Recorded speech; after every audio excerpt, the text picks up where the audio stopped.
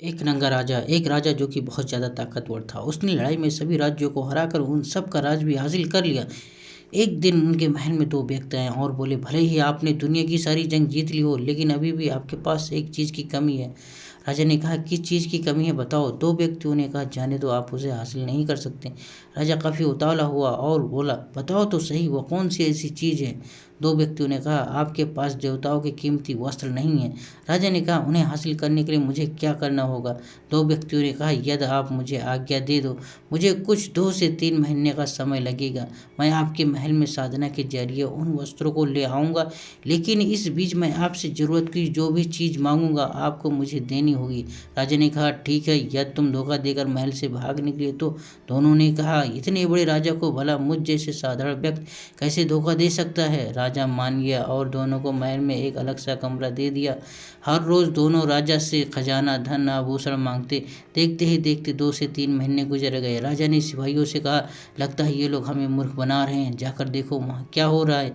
दोनों ने बाहर आकर कहा, सिर्फ हमें 3 दिन का मौका दीजिए और 3 दिन में हमारी साधना पूरी हो जाएगी। आप महल में जश्न का इंतजाम कीजिए। राजा काफ़ी खुश हुआ। उसने पूरे महल को सजवा दिया और दूसरे मुल्क के राजाओं को भी निमंत्रण दे दिया। राजा खुश था कि देवताओं के कपड़े पहनने को मिलेंगे, इससे मानव और प्रतिष्ठा बढ़ेगी। 3 दिन बाद दोनों समय अनुसार हाथ में एक बड़ा सा बक्सा लिए बाहर आए। महल में हजारों लोग उन कपड़ों को देखने के लिए इकट्ठा हुए थे।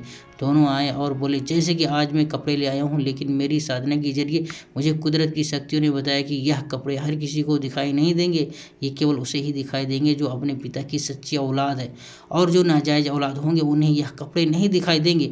यह सारी बातें सुनकर सब आश्चर्यचकित हो गए। दोनों ने कहा, अब मैं बक्से से कपड़े निकालता हूँ और राजन से दरख्वास्त है कि मैं उन्हें कपड़े देते जाऊँगा और वह अपने पुराने वस्त्र साथ ही साथ उतार कर इसे पहनते जाएंगे।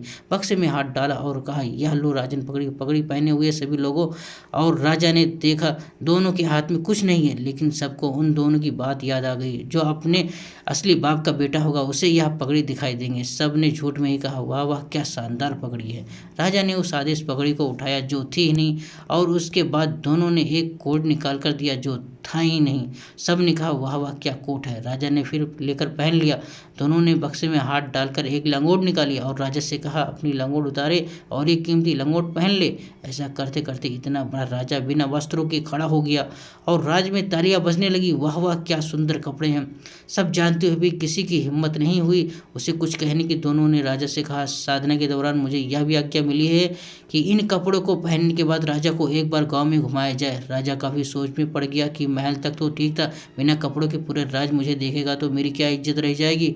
दोनों ने राजा से कहा, आपकी चिंता क्या है मैं समझता हूँ, लेकिन चिंता न करें, जो संदेश इस महल में दिया गया वही संदेश गांव में भी भेज दिया जाएगा। यह कीमती वस्त्र केवल उसे ही दिखाई देंगे जो अपने पिताजी की सच्ची औलाद है। राजा को सारे गांव में घुमाया गया। सब ने ताली बजाकर स्वागत किया और कहा, वाह वाह, क्या अद्भुत कपड़े हैं। कुछ छोटे बच्चे हंसने लगे कि राजा नंगा है, राजा नंगा है। तो बच्चों के पिता ने उन्हें डांटा और कहा, चुप कर, मैं ही तेरा असली पिता हूँ और कपड़े मुझे दिखाई दे रहे हैं। बेटा तू अभी छोटा है, तेरे पास देखने की क्षमता नहीं है। तू बड़ा हो जाएगा तो तुझे जीवन का अनुभव हो जाएगा, तब तुझे भी कपड़े दिखाई देने लगे। दोस्तों, उस राजा की तरह हम सब भी झूठे विश्वास, झूठी कस्में, जबरदस्ती थोपे हुए नियमों में जीते हैं। उन सब का कोई मोल नहीं है। हम सुने सुनाए झूठ को भी सच मान बैठते हैं और अपना जीवन जी रहे हैं, और यह इंसान को बर्बाद करने की सबसे बड़ी वजह है। मैं इस फलाने काम को इसलिए नहीं कर सकता क्योंकि मेरी स्थिति खराब है। यह समस्या, वह समस्या, यह सभी बातें लोगों और परिस्थितियों की वजह से ही आपके अंदर आई है। दुनिया में ऐसा कोई काम नहीं जो आप नहीं कर सकते, लेकिन आपकी अपने झूठे विश्वासों को तोड़ना होगा जो आपके अंदर दूसरों से आया है। आप खुद पर विश्वास नहीं करोगे तो और किसी झूठ को जबरदस्ती अपने ऊपर लोगे तो उस राजा की तरह जीवन भर कोई ना कोई आपसे अपनी बात मनवाता रहेगा, और आप दूसरों के लिए नेगेटिव विश्वास को जबरदस्ती अपना बनाते जाओगे और एक दिन बर्बाद हो जाओगे। खुद से एक वादा करो, भाड़ में जाए वह लोग और परिस्थितियां।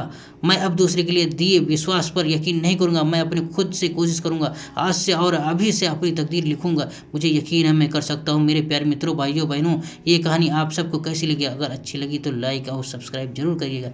पूरी वीडियो देखने के लिए आप सबका बहुत बहुत धन्यवाद।